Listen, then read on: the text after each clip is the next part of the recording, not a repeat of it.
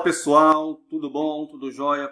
Oi para todo mundo que está chegando. A gente está abrindo aí mais um programa aí da nossa série, onde nós estamos discutindo, né, o que foi esse processo aí, né, dos movimentos antissistema desde a Batalha de Seattle até chegarmos hoje, né, nos dias atuais.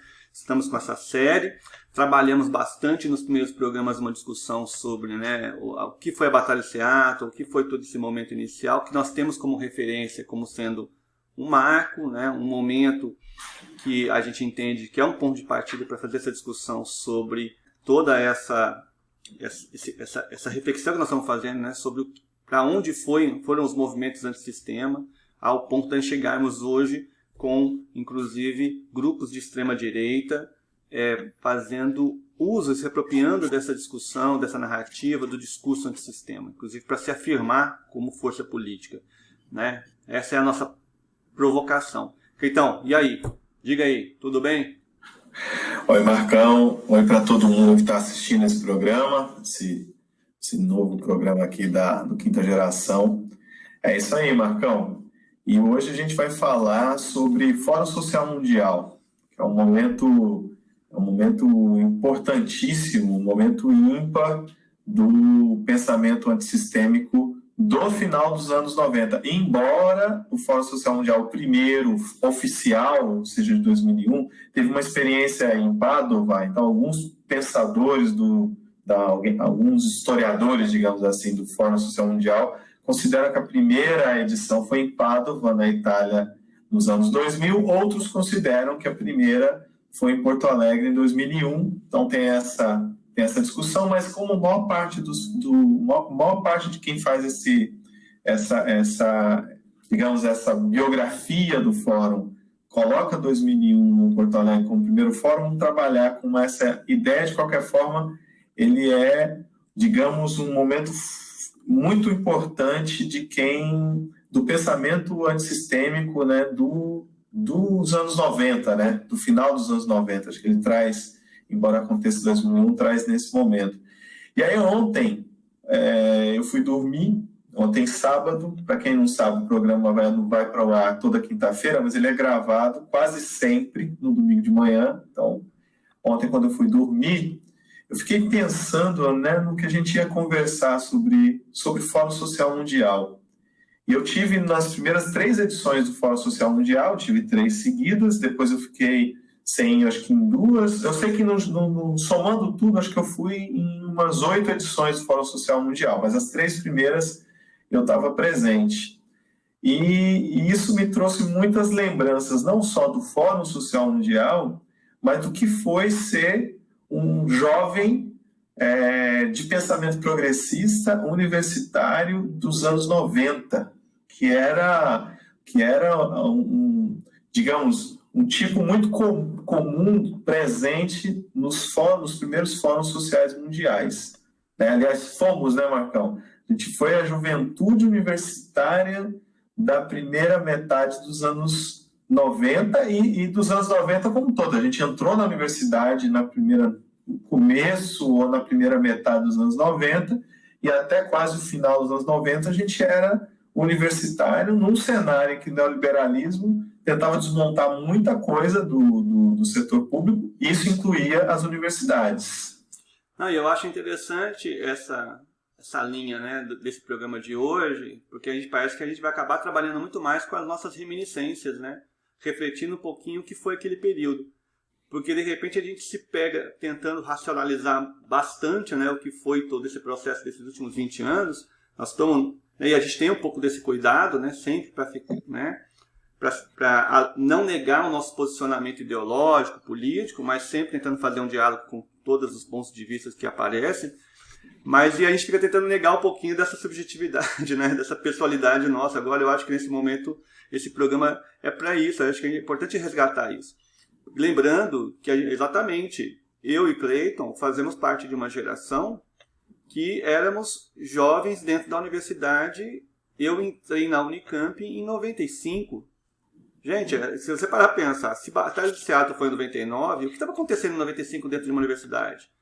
Né? Nesses 4 anos, né? Eu saí exatamente em 99, né? Eu me formei em dezembro de 99. Ou seja, eu me formei um mês depois que aconteceu a Batalha de Seattle, né? Eu entrei um pouco mais velho, eu entrei com 25 anos.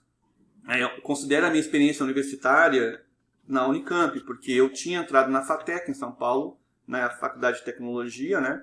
Em 93, 93. Então eu estava ali já naquele momento que, vamos dizer assim, no Brasil, com o Fernando Henrique, né? A pauta neoliberal, ela estava assim. O Fernando Henrique estava fazendo a sua cooptação do sistema político para conseguir realmente, né, fincar ali, né, a bandeira do neoliberalismo do Brasil. Isso, né, porque ele entra logo depois, né? Eu entrei, eu acho que em 93 na FATEC, em 94 o Fernando Henrique se elege, né, já com toda uma estrutura que ele construiu já, né, na transição do Collor, né, bom, mas eu não quero voltar nisso, né? O que eu estou dizendo é o seguinte, que a gente se pegou na nossa conversa, né, Cleiton, inclusive nos bastidores aqui. Eu acho que a gente tem que voltar nisso, Marcão. A gente se pegou assim, pô, Cleiton, não adianta a gente ficar chamando pessoas, autoridades ou qualquer pessoa para tentar fazer uma discussão mais sistematizada do que foi o Fórum Social Mundial e simplesmente negando a nossa própria experiência, a nossa própria vivência. Nós éramos essa juventude. A gente tem que voltar nisso por algumas razões. Primeira razão que a gente tem que voltar nisso. A gente estava na universidade. A universidade é fundamentalmente um espaço de formação do pensamento. A gente estava na universidade pública. E várias questões. O Fernando Henrique Cardoso, que era o presidente quando a gente estava na universidade, ele tinha como meta aplicar concretamente o neoliberalismo no Brasil e alguns pontos centrais que atravessavam a vida de qualquer um que tinha um pensamento progressista no Brasil naquele tempo, sobretudo se você estava na universidade pública, que era a questão da privatização, que passava necessariamente pelo sucateamento do Estado em várias áreas, e a educação era um desses. Então, a ideia de você sucatear a universidade pública, isso era fato. A universidade estava perdendo completamente a sua capacidade de produzir conhecimento. A universidade... Lembrando que você estava numa federal, em 96 você entrou na UFG, e eu entrei numa estadual paulista em 95, né?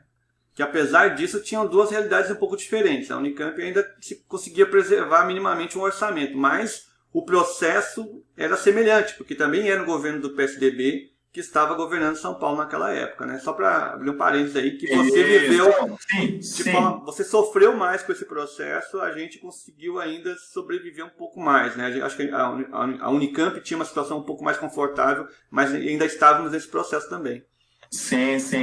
E a gente tinha a questão da privatização, a gente tinha a questão da ALCA, que era um ponto importante, porque o debate sobre a ALCA, lembra que a gente participou, a gente organizou, até ajudou a organizar e trazer votos, eu lembro, pelo menos eu participei, de um plebiscito contra a ALCA, que na verdade não era um plebiscito oficial, né? Não era chamado pelo poder público, mas os movimentos anti-ALCA começaram a tentar conversar com todo mundo a partir dessa ideia de que não, vamos fazer um plebiscito, vamos ver se o povo é a favor ou contra. E esse argumento do plebiscito é um argumento para explicar o que era a ALCA, né? Olha, a gente está fazendo plebiscito, né, contra a ALCA. Pô, vou te explicar o que é para você votar a favor ou contra. Então era todo um momento ali forte que a ALCA tinha essa questão, né, que a ALCA trazia vários elementos que, se aprovado, ia ser muito ruim para os países como o Brasil, que era o país de desenvolvimento, e a questão do consenso de Washington.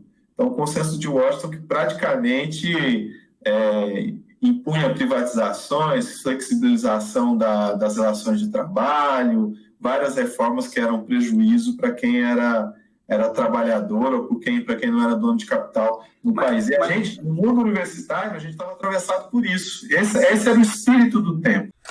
Não, Cleiton, e tem algumas questões aqui. Tudo bem, esse contexto todo que você está colocando, a gente já abordou ele nos programas anteriores, né? Falando bastante desse contexto da época, mas o que chama muita atenção é que a gente vivia realmente um mundo bem dividido, né? Era um mundo bem dividido, né? até dentro da Unicamp. Eu me lembro que quando eu entrei, e a universidade era muito elitizada, né? Eu entrei em 95, a universidade era uma universidade elitizada, muito elitizada. Então quem vinha de uma realidade como eu, né?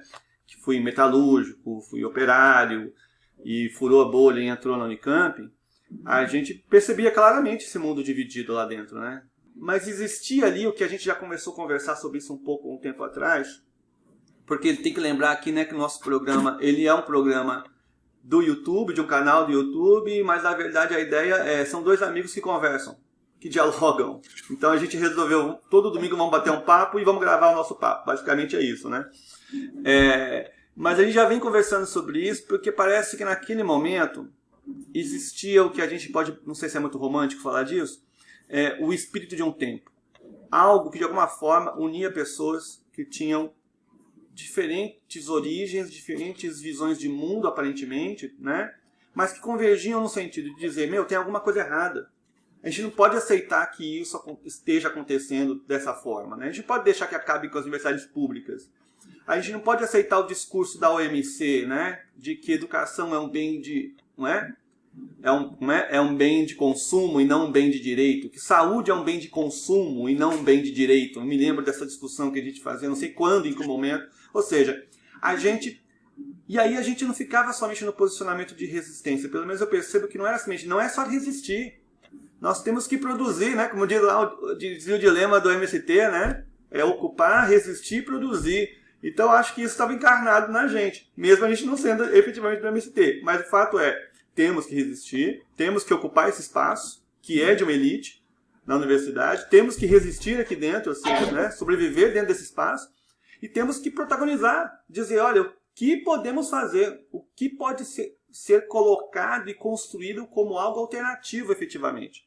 E eu acho que tudo isso, porque é importante essa discussão nossa mais romântica, é porque o Fórum Social Mundial, que é o nosso assunto, né, que nasce lá, né, as primeiras edições, ele é resultado do espírito desse tempo. Ele é o resultado dessa sinergia que a gente não sabe direito, né? Eu até hoje tento entender como é que foi isso. Eu me lembro que já em 98, quando teve lá um movimento lá, porque estava tendo todo o debate na moradia, eu me lembro que eu cheguei a escrever algum texto dizendo assim, eu me lembro que mais ou menos foi assim, em qual possibilidade na história de vida da gente, ou da humanidade, seria possível pessoas de diferentes origens, de diferentes histórias de vida, se encontrarem no mesmo espaço, no mesmo tempo, desejando a mesma coisa.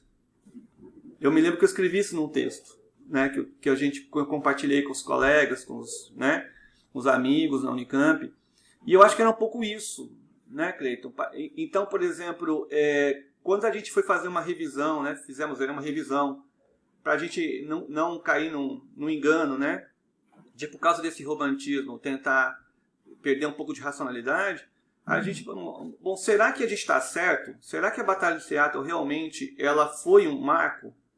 E a gente, depois várias leituras que nós fizemos, né, de diferentes pontos, lugares diferentes, a gente percebeu que realmente tudo converge para o final dos anos 90, embora a Batalha de Seattle seja muito mais uma expressão dessa sinergia, desse espírito do tempo, do que de fato a origem, né? Porque você vai ver pessoas falando, olha, já tinha acontecido em 95, 94, manifestações semelhantes, né, com menor impacto midiático, mas isso estava sendo germinado aí no final dos anos 90. As coisas estavam acontecendo, né? E que aí eu acho que o Fórum Social Mundial, ele aí sim, talvez, do ponto de vista histórico, do ponto de vista da organização dessa juventude, dessas pessoas que estavam, né, se encontrando para questionar o sistema, questionar o que estava sendo colocado como você falou mesmo, que a Margaret Thatcher falava, né? Não há outra opção, essa é a única opção. Não há outra opção, não há outra saída. Então eu acho que é um pouco isso, né? Eu acho que essa nossa conversa vai nesse sentido. Olha, algo especial aconteceu naquele momento e que tudo que aconteceu na Batalha de Seattle e particularmente o Fórum Social Mundial, ele é a expressão do espírito de um tempo. Você concorda comigo? Porque eu acho que... Não, concordo. Acho que o Fórum Social Mundial ele é quando acho que a Batalha de Seattle traz a ideia de que traz a percepção de que tinha uma agenda alternativa colocada, tinha uma agenda de outro caminho que já estava colocada. E o Fórum Social Mundial é o encontro de quem compartilha dessa agenda para formular melhor, para detalhar melhor essa agenda. E acaba se tornando um espaço de formação também. Ele é um espaço de formulação, é um espaço de formação e um espaço que preparava, né, digamos, o terreno para a ação, né? Tanto que muita coisa do que foi discutido no Fórum Social Mundial, do que foi, né, ou foi mais, né, formulado no Fórum Social Mundial, eram coisas que ou estavam sendo aplicadas em algum lugar, e a ideia, quando trazia aquilo para o fórum, era que se ampliasse onde isso poderia ser aplicado, ou era algo que, saindo de lá, começava-se um trabalho para que isso fosse aplicado, né? Vou dar um exemplo do nosso campo. Na universidade, pelo menos eu no mundo universitário, e eu trabalhei isso tanto na UFG quanto depois na Unicamp também, que foi ocupar os espaços da extensão. Porque quem não entende do mundo universitário, não entende que a universidade ela tem 3 pilares, digamos assim, né? Que é o ensino, que é onde você vai para você, né? Os alunos estão lá absorvendo conhecimento, trocando conhecimento, isso é ensino. A pesquisa, que é a aplicação desse conhecimento, né? Como é que você pega esse conhecimento e você transforma em algo aplicável, né? E a extensão, que é como é que você leva essa universidade para além das fronteiras da universidade. Em um espaço que nós, estudantes daquela época, universitários daquela época, queríamos transformar coisas, pegar aquele conhecimento e aplicá-lo, um espaço que a gente encontrou e que a gente ocupava muito era o espaço de extensão.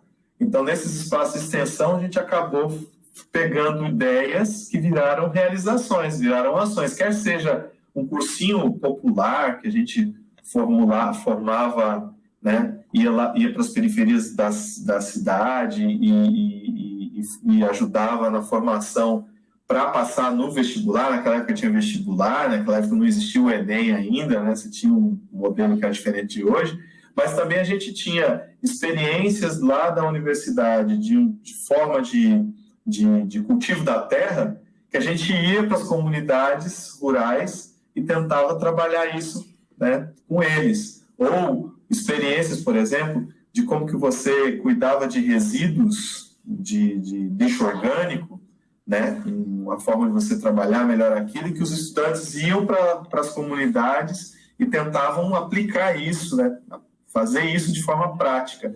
Todo esse conhecimento, toda essa forma de organização, quando a gente ia para o Fórum Social Mundial, a gente participava das reuniões que tinham lá, que eram reuniões de grupos de diversos países, com diversas experiências, e a gente levava essa experiência que poderia ser aplicado em alguma outra cidade. Então, era um espaço também, não só de você sonhar com a utopia, né, de você pensar, nossa, a gente pode transformar o mundo, mas de pessoas que já estavam transformando uma partezinha do mundo, que chegava lá, né, e construía uma sinergia que podia ser aplicada em outra parte do mundo. Então, era um espaço não só de construção de uma agenda, de formulação de uma agenda de esquerda, de detalhamento de uma agenda que já existia, mas também um espaço de socialização de algo que já estava sendo aplicado e que podia ser expandido. Não, tem muitas, isso que você está falando, tem muitas questões de fundo, inclusive até assim, nesse processo de construção era um fazer fazendo, né? Eu acho muito interessante isso. Eu não participei, eu participei de alguns eventos paralelos ao Fórum Social Mundial. Eu realmente não participei de nenhum, efetivamente. Participei de alguns eventos que aconteceram em Belo Horizonte. Eu me lembro de alguns, inclusive já fazendo mestrado lá na FMG, eu participei. Eu me lembro que teve uns eventos que tinham esse caráter semelhante ao do Fórum Social Mundial. Mas o que eu me lembro, e aí, como mesmo não participando efetivamente de Fórum Social Mundial, mas eu me lembro que a lógica, o que estava meio que atravessando tudo isso, e que tinha a ver com a forma de organização do Fórum Social Mundial, já estava sendo desenvolvida dentro das universidades, por exemplo. Mas também está sendo desenvolvida dentro dos movimentos sociais.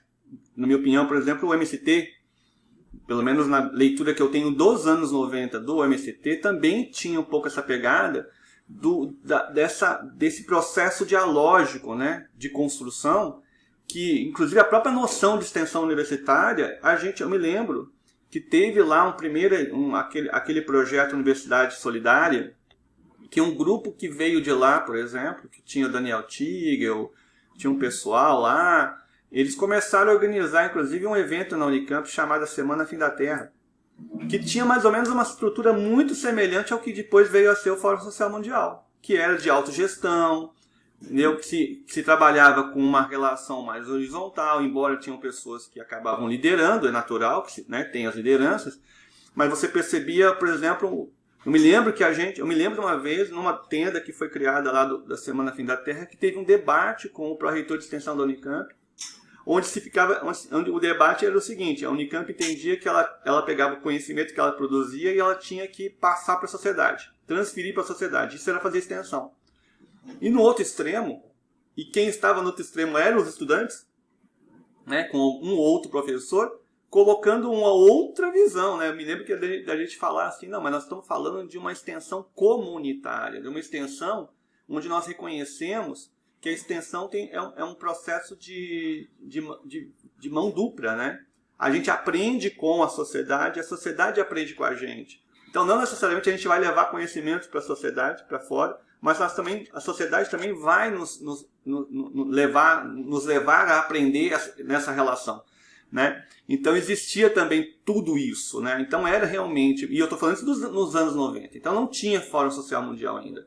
E isso estava acontecendo dentro da Unicamp, e isso estava acontecendo dentro da USP, isso estava acontecendo em outras universidades pelo mundo afora, isso estava acontecendo em movimentos sociais, né?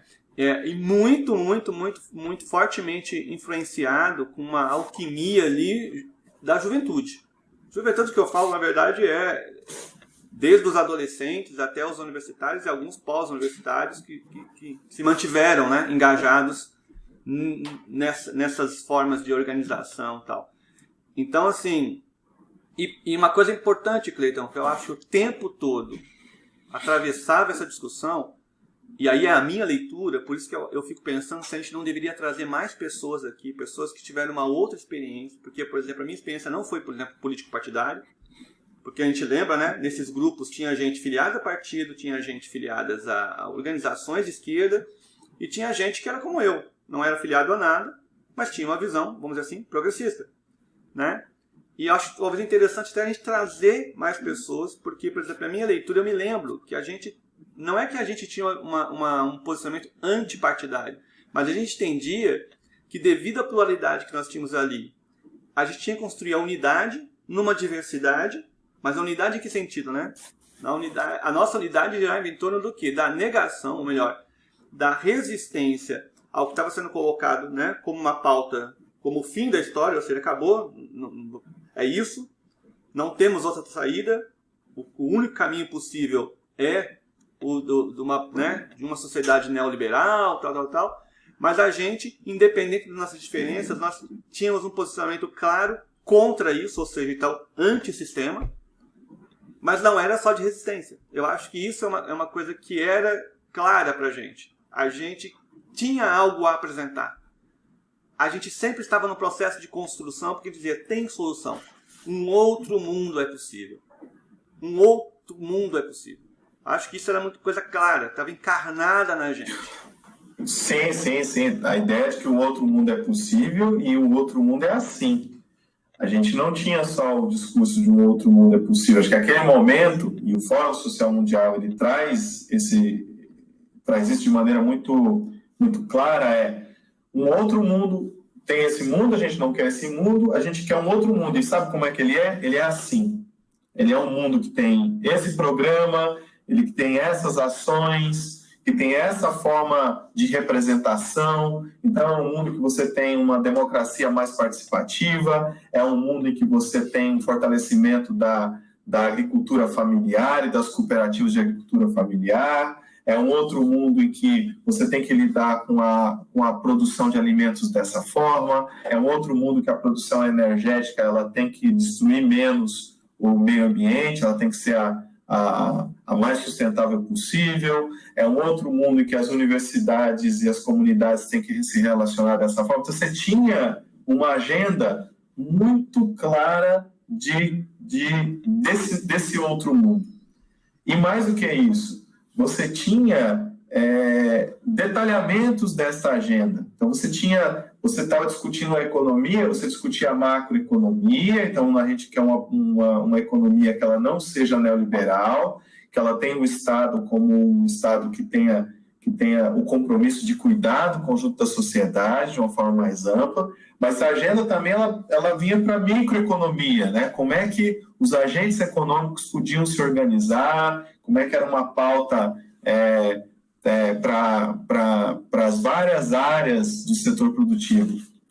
Isso era o Fórum Social Mundial, era, digamos, um espaço de encontro de vários conhecimentos que tinham sido pensados e formulados ao longo de todos os anos 90, de todos aqueles grupos que se colocavam contra o pensamento neoliberal. Então, não era um momento de resistência ao neoliberalismo, era um movimento de ataque ao neoliberalismo, era um momento de desconstrução do neoliberalismo e de exercício de movimentação para a aplicação de uma outra agenda.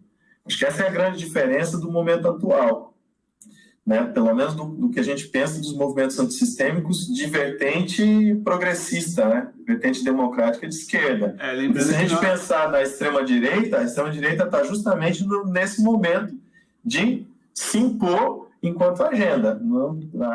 Então, você tem o chamado os movimentos antissistema de extrema-direita, eles não estão no momento de resistência, eles estão no momento de tentar aplicar a sua agenda. E nós, que somos que temos da chamada esquerda, né, que compomos o campo da chamada esquerda, do chamado pensamento progressista, a gente está num momento de resistência e de não ter uma agenda muito clara. Mas a gente não vai entrar nesse debate. Não, inclusive, você falando é importante, né? Porque, de repente, algumas pessoas que assistem, se não assistir a série completa, não entende. Quando a gente fala que existe um movimento antissistema da direita, da extrema-direita, muita gente vai questionar, mas Marcos, não tem lógica. Eles são o sistema. Só que a nossa provocação é exatamente essa. A nossa provocação é exatamente... A gente sabe que eles são o sistema. O fato é que eles se apropriaram de um discurso, né, de uma retórica, de uma narrativa antissistêmica, tá certo? E aí nós temos uma tese aqui, né, uma ideia geral que nós estamos discutindo, problematizando, e ao longo dessa série a gente vai o tempo todo retomar isso para deixar claro que existe sim essa apropriação. Nós queremos saber o que aconteceu. Por que entendeu? Aconteceu essa virada, né? Então, a nossa tese, né, então, a nossa hipótese aqui, uma delas, né, é realmente de que existe essa apropriação desse discurso antissistema, e aí fica como fala o nome? Esse conflito na cabeça, né? Mas como pode ter movimento antissistema? Mas então, o que é o sistema que a extrema-direita diz que é contra? E aí, então, é um pouco essa reflexão mais profunda que a gente vai fazer. Mas, para a gente finalizar aqui, porque a nossa ideia aqui hoje era mais trazer um pouco dessas nossas reminiscências, né? Eu fico pensando, então, será que a gente está muito equivocado? Será que a gente está sendo romântico demais? Será que não é possível comparar a nossa história com a história que a juventude, ou que nós estamos vivendo hoje, né? Como alguém que, de alguma forma, se coloca num campo mais progressista? A minha sugestão, a sugestão que a gente está construindo aqui para quem está assistindo o programa é convidar a quem é dessa geração para um web meeting no próximo domingo, né? A gente vai convidar colegas para participarem de um web meeting. E vamos tentar reunir algumas pessoas aqui para o próximo programa. O que você acha, Cleiton? Vamos bater martelo nisso? Vamos. No próximo programa vamos tentar trazer outras cabeças que participaram que é dessa geração dos anos 90, né? Na verdade, a gente é da geração dos anos 90. Eu faço 46 anos daqui 22 dias, né? E no começo dos anos 90 eu era um jovenzinho de 20 e poucos anos. Quando o Fórum Social Mundial teve a sua primeira edição em Porto Alegre, né, eu tinha 25 anos. Né? Então, agora já estou caminhando para os 50 anos. Né? Acho que essa geração dos anos 90, ela é a geração que vai tá fresquíssima ali quando nasce o primeiro Fórum Social Mundial, e é a geração que acompanhou toda essa trajetória dos últimos 20 anos. Somos nós. Né? Acho que o depoimento dessa geração traz muitos elementos e digamos assim, não estou falando de qualquer pessoa, estou falando de pessoas que eram e são ativas, né, no pensar o seu próprio tempo, né? Tanto ativas no sentido da militância política ou da ação política, ou tanto ativas como intelectuais, professores, como figuras que ao longo desses 20 anos, desde que tinha 20 anos, agora já passando dos 40, têm refletido cotidianamente sobre o seu próprio tempo. Então, a ideia é trazer essas pessoas para refletir juntos sobre o que foi o Fórum Social Mundial. Acho a ideia muito boa. Então, beleza. Fechamos o nosso programa hoje. Pessoal, obrigado por ter nos acompanhado aí, para quem tem acompanhado, para quem tem assistido. E então, até o próximo programa. Como eu sempre falo, se você está vendo a gente no YouTube, se inscreve no canal, clica no sininho para você ficar sabendo quando vem o próximo programa. Se você está vendo a gente aí no Facebook, dá um coraçãozinho para a gente gosta mais de coraçãozinho, mas se quiser dar um joinha, dá um joinha também. Obrigado, gente. Falou, valeu!